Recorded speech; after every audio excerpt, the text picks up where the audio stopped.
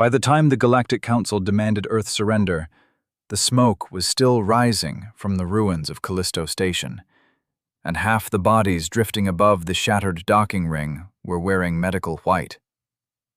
No one in the chamber said the word massacre. They used cleaner language, safer language, the kind that let entire civilizations look at atrocity without admitting they were looking at it. An unfortunate escalation, a regrettable incident, a misread tactical signal in a contested zone.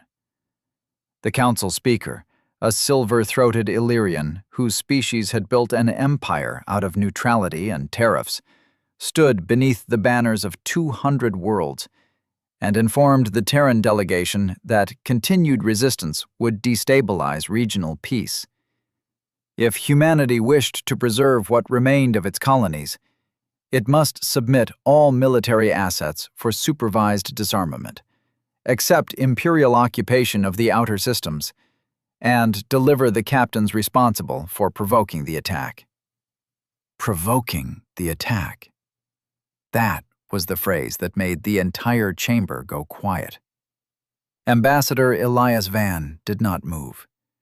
He stood with his hands clasped behind his back, dark suit immaculate, face unreadable, while the footage played above the central dais for every species in attendance to see.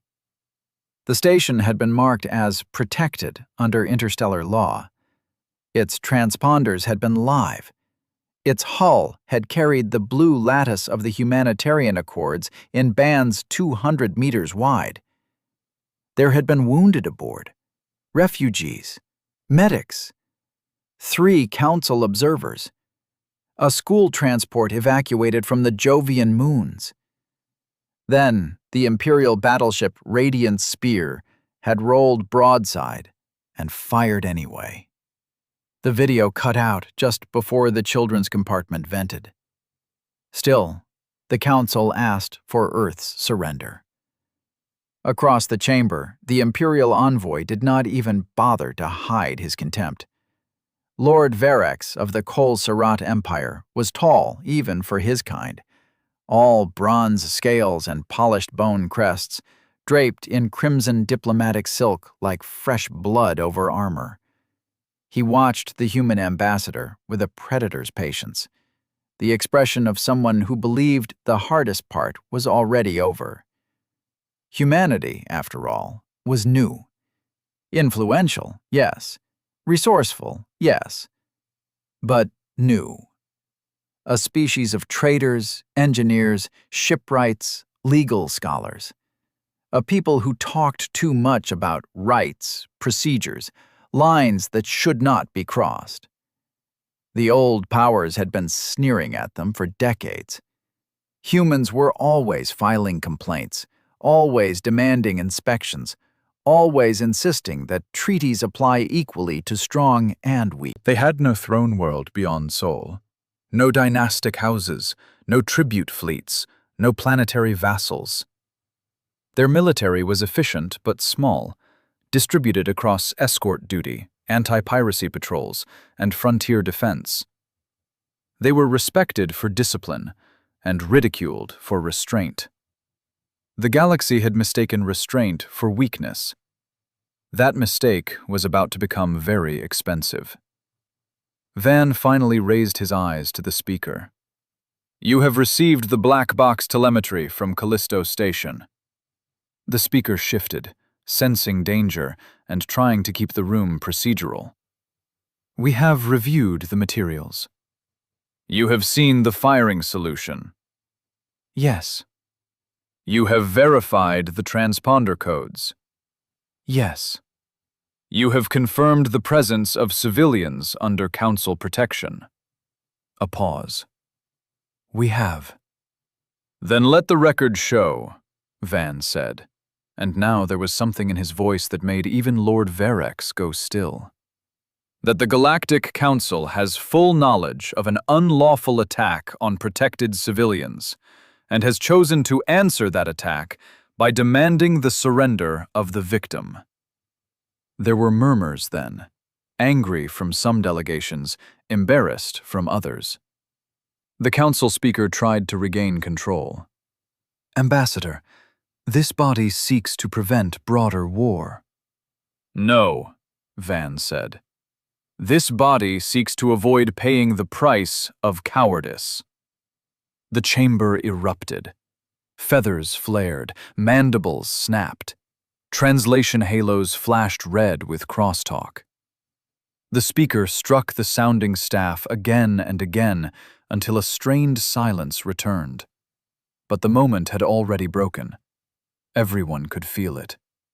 Some line, invisible a second ago, now shone across the floor like a blade. Lord Verex leaned forward, smiling with all his teeth. Choose your next words carefully, human. Your species is in no position to posture. Van turned to him at last. And yours is in no position to misunderstand me. Then he removed his translation pin, set it on the delegation table, and walked out while the council was still shouting. That should have been the moment cooler powers intervened. It should have been the moment sane governments forced an inquiry, grounded the Kol Sarat fleet, and backed away from the edge. Instead, markets chose certainty over justice. Trade blocs froze Terran credit. Insurance syndicates reclassified human lanes as war risk. 3 minor states closed their ports to Earth rather than anger the Empire.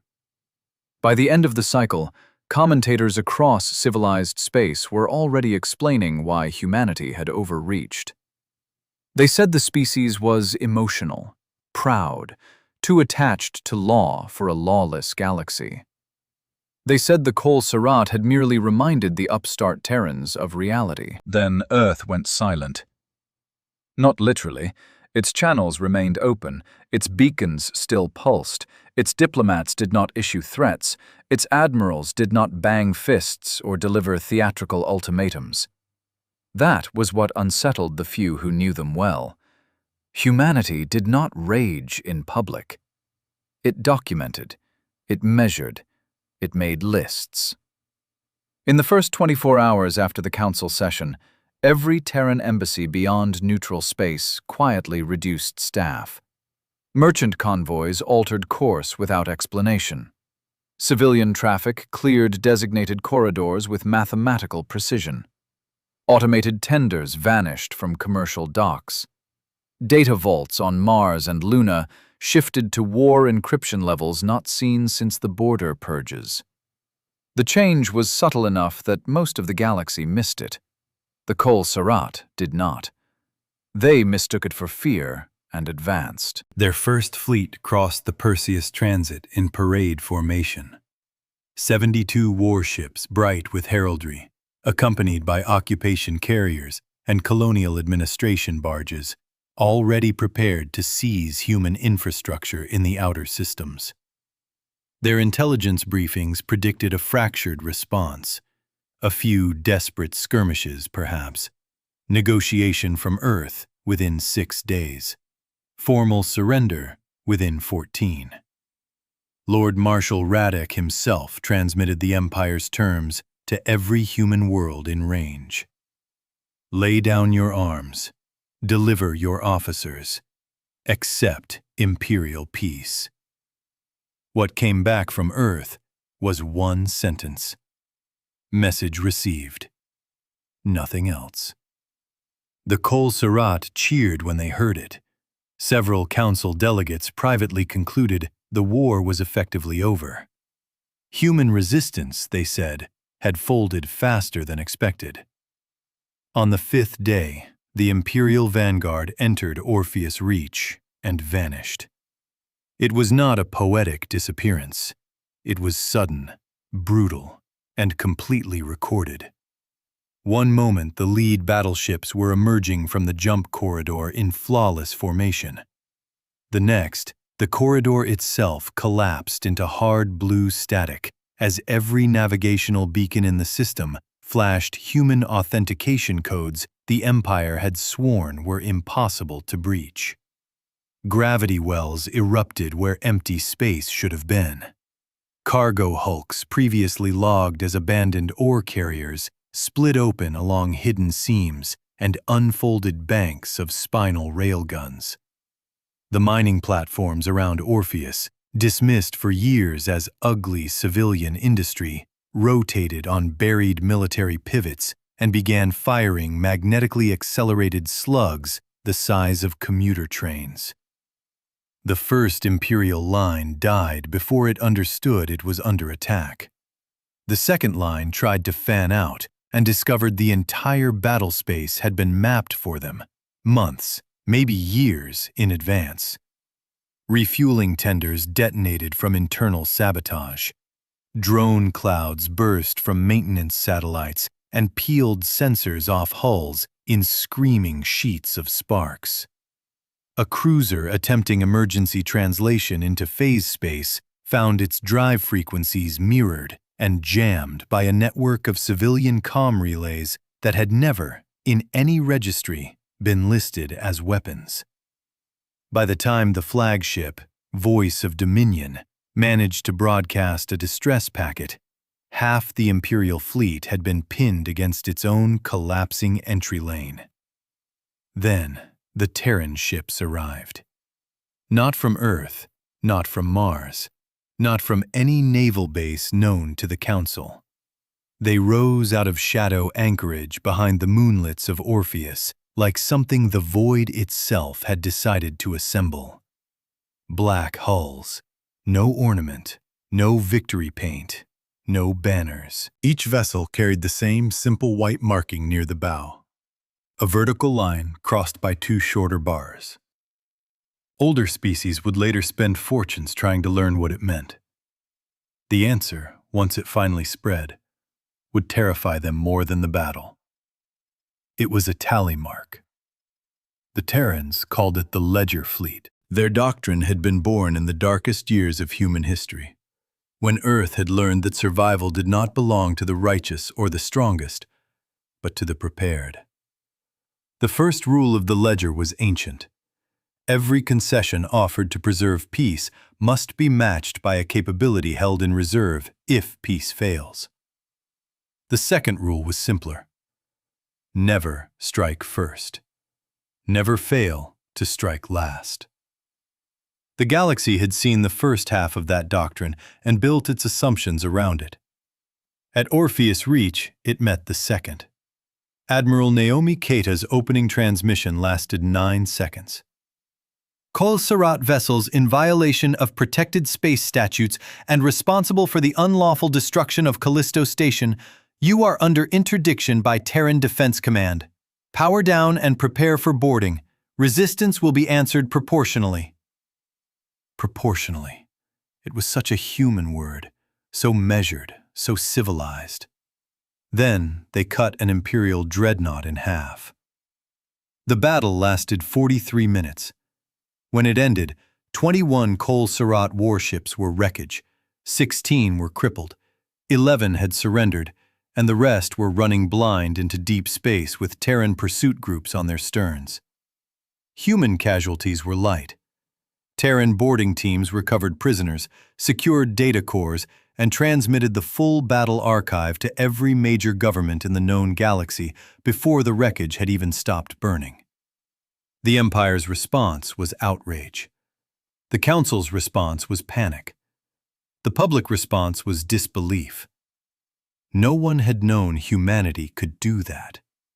No one had known they had built hidden fleets into freight architecture, encoded kill webs into shipping lanes, trained reserve officers inside merchant guilds, or laid legal ownership claims over entire transit geometries so that, in war, the map itself became a weapon. For 30 years, the old powers had laughed at Terran obsession with logistics. The Kol Sarat had called them clerks with engines.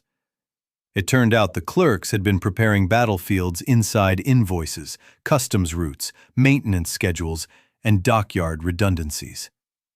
They had weaponized patience. And Orpheus had only been the beginning. Within hours of the defeat, Kol Sarat provincial governors began losing contact with their supply chains. Ammunition convoys rerouted into empty systems. Naval depots opened sealed containers expecting plasma cells and found only slag. Recruitment worlds woke to discover their orbital elevators disabled by code that had lain dormant inside imported Terran safety software for 12 years. Human cyber divisions did not target hospitals, schools, water grids, or civilian archives.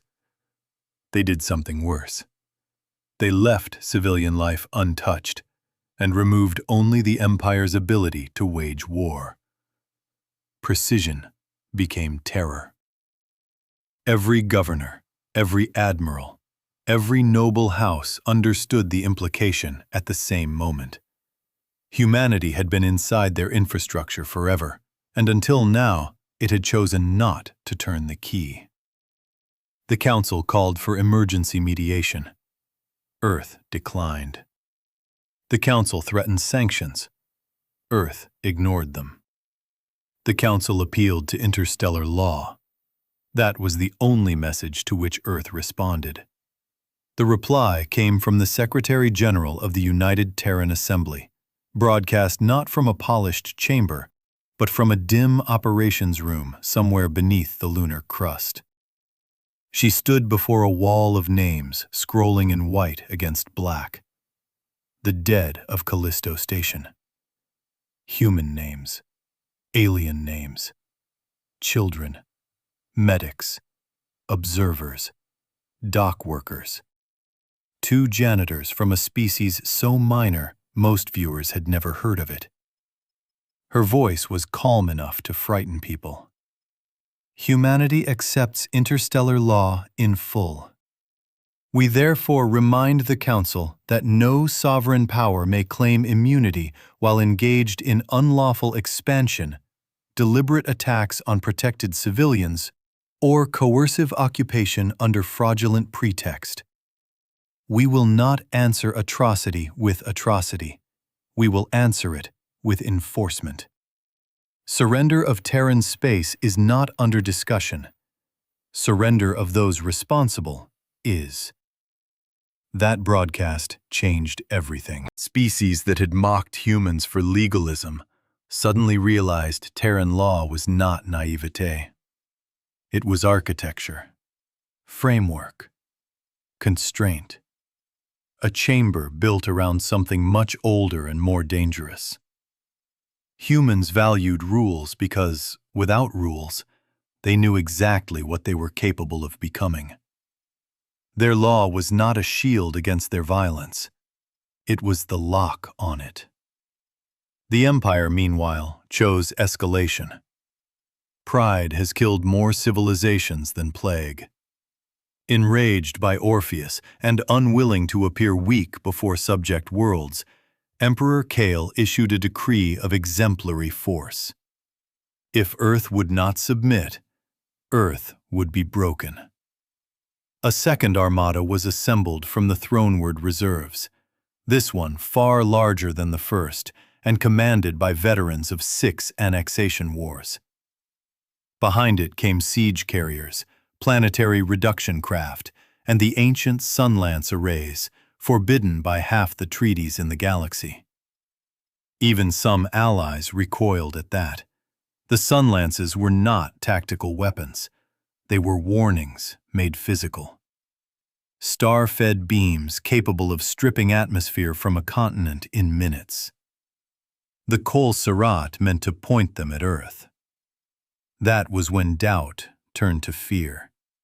Neutral systems closed their borders, not against humanity, but against the Empire. Several Council observers resigned in public. Trade guilds that had backed sanctions against Earth abruptly suspended all Imperial contracts. One by one, species that had once smirked at human caution started moving their archives off-world and dispersing leadership assets. Because if the Kol Sarat were willing to cross that line, then the Terrans would cross one of their own in return. And no one knew what waited on the other side of that equation. They found out at Hesiod Gate. The Second Armada never reached Sol. As it translated through the deepest corridor between Imperial and Terran space, every star chart in its navigational lattice rewrote itself. The gate did not explode. The gate obeyed a command hidden inside its oldest control firmware, code inserted during construction by a human subcontractor 3 generations earlier, and never noticed, because no one had considered the subcontractor important. The corridor inverted. Half the armada scattered into separate dead systems, stranded without relay lock. The other half emerged into a volume of space wrapped in a shell of synchronized Terran fire control solutions so dense that the battle computers aboard the lead ships returned the same absurd reading again and again. No escape vector. Admiral Cato was waiting. This time there was no offer to board, only a statement. By authority of the United Terran Assembly and in witness of transmitted evidence, this fleet is designated an active instrument of unlawful extermination. You will be disarmed. Lord Marshal Radek answered with gunfire. The Terrans erased his flagship from the tactical display in 6 seconds. What followed entered history under 100 names. The Black Hour, the Hesiod Reduction, the day the Empire learned distance meant nothing. Human doctrine, once revealed, unfolded layer by layer. Their warships fought like surgeons, coordinated across impossible spans by entangled command lattices no one else had mastered. Their missiles did not hunt heat or mass, they hunted decision hierarchy, calculating which hulls contained the commanders most essential to enemy cohesion, then decapitating fleets from the inside out. Their marine units boarded not to loot or slaughter, but to take bridges intact and force surrender chains downward through captured command codes. Their electronic warfare left enemy crews alive, terrified, and fully aware of exactly how outmatched they were. It was not berserk fury. It was method. That frightened the galaxy more than rage ever could have. In the aftermath of Hesiod, human fleets surged outward along routes the Empire had believed secure. One by one, occupation worlds were cut free. Terran strike groups disabled orbital forts and transmitted amnesty terms to conscript garrisons. On the world of Nemea, 3 entire Imperial regiments laid down their weapons after human medics treated civilians injured by a panicked Kol Sarat retreat. On Varda Prime, local rebels opened the gates to Terran Marines and later testified that the humans had arrived with food before ammunition. The stories spread fast. So did the terror among Imperial elites. Humanity was not coming to burn the Empire's subjects. Humanity was coming to remove the Empire from them. The psychological effect was catastrophic. For the first time in centuries, Kol Sarat tributaries began to calculate that the Empire might actually lose. Emperor Kale still did not understand. Protected by layers of ceremony, flattery, and fear, he saw only insult. Humans had embarrassed him in front of the galaxy. Therefore, humans had to be punished publicly. He ordered the execution of all surviving prisoners taken at Callisto, assuming no one outside his own species would care enough to make it strategically relevant. He was wrong. The execution order was intercepted by a Terran intelligence cell embedded so deep in Imperial state channels that later investigations would conclude the humans had probably been reading throne correspondence for years. Among the condemned were the last surviving council observer from Callisto, 12 Terran medical staff, and 47 children recovered from damaged life pods after the station attack. The Empire scheduled the killings for broadcast. That was the second line. The first had been crossed at Callisto. This one was carved into stone. 3 minutes before the execution feed was set to begin, every screen on the Imperial capital went black. The public squares, the ministries, the parade towers, the Emperor's own palace walls. Then, a single image appeared over the city of Surat Kal, the names of the Callisto dead, scrolling in absolute silence from horizon to horizon. Outside the capital, beyond the defense shell, no enemy had breached in 500 years. The Terran fleet arrived. Not by gate, not by corridor. They came through dark translation, an experimental maneuver every naval academy in the galaxy had called too unstable for combat use. Human physicists had solved it in secret and shelved it under the ledger, held for the day ordinary deterrence failed. Hundreds of vessels burned into real space, inside the Empire's sanctuary zone, in perfect formation. Close enough that palace sensors briefly mistook them for a new ring of moons. Panic broke the capital before the first shot. Civilian traffic jammed the lower atmosphere. Noble households fled to bunkers. Temple sirens screamed. The palace guard activated all remaining batteries, but Terran jamming blanketed target locks before they could resolve.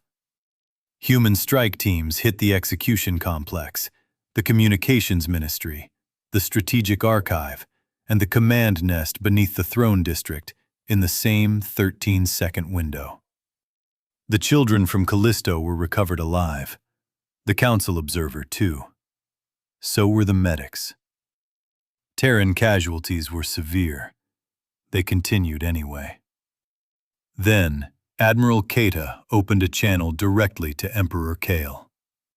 He appeared on split screen, still wrapped in his ceremonial armor, still trying to sit like a sovereign while his world trembled around him. "You dare invade the heart of Empire?" "No," Keita said. "We dare end it." Kale bared his fangs. "You will not leave this system alive." Keita glanced aside, as if checking a routine update. "Your outer defense grid is offline. Your 3rd and 7th fleets have surrendered. Your treasury lattice has been frozen by neutral banks. 12 tributary governments have declared secession in the last 6 minutes. Your palace air wing has refused launch. And your execution broadcast has been replaced by the names of the children you ordered killed. We are already leaving, Emperor. The question is, what remains when we do?" For the first time, the ruler of the Kol Sirat looked afraid. Humanity could have annihilated Surat Kal that day. Every analyst agreed later that the capability was there. Orbital kill angles, reactor saturation points, planetary shield harmonics exploited in real time. They could have turned the imperial capital into incandescent dust and justified it in the language of vengeance. The Empire had earned extinction a dozen times over. They did not do it. That was the final lesson. Instead, the Terrans transmitted terms, not surrender of the species, not extermination, not humiliation for its own sake.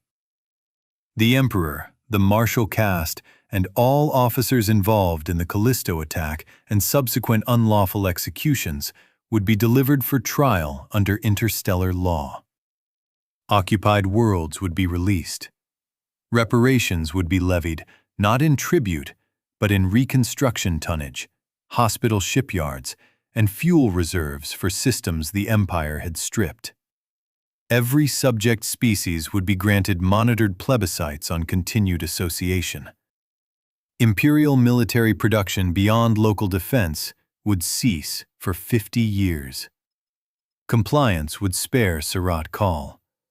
Refusal would not. The galaxy watched, barely breathing.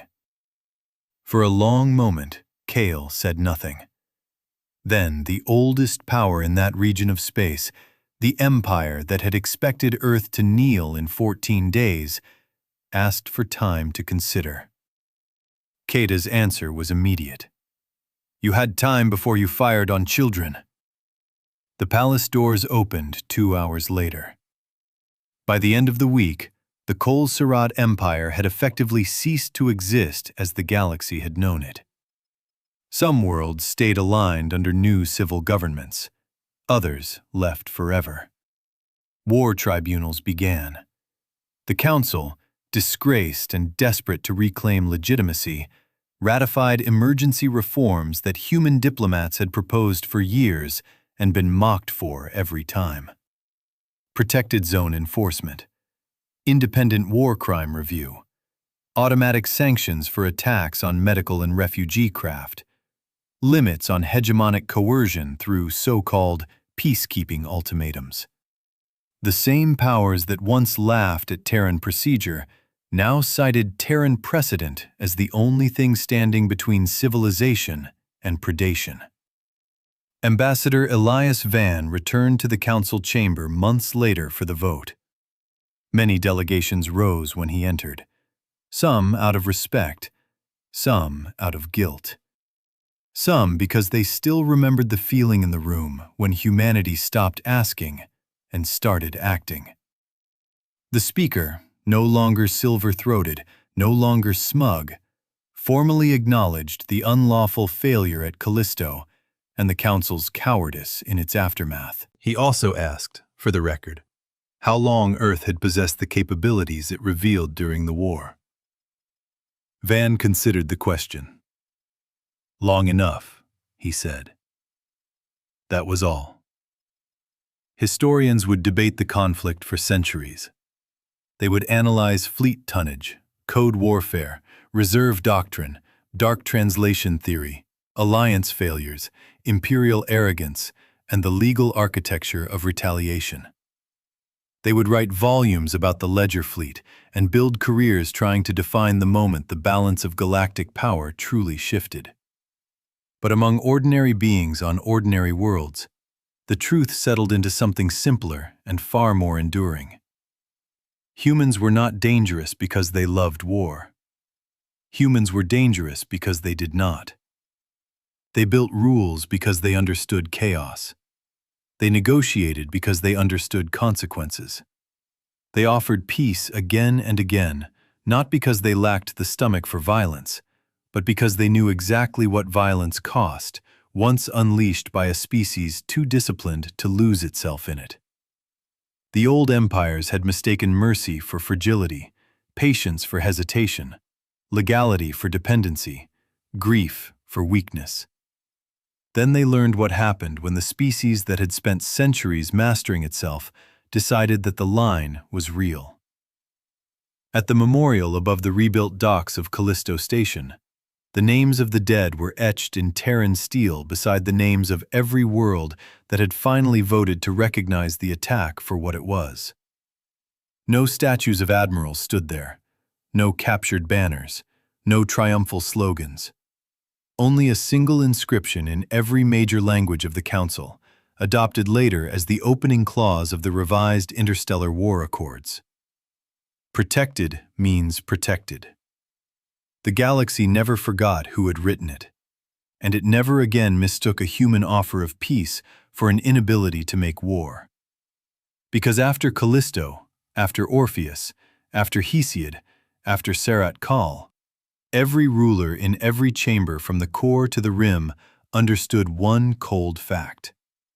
If humanity was still talking, mercy was still on the table.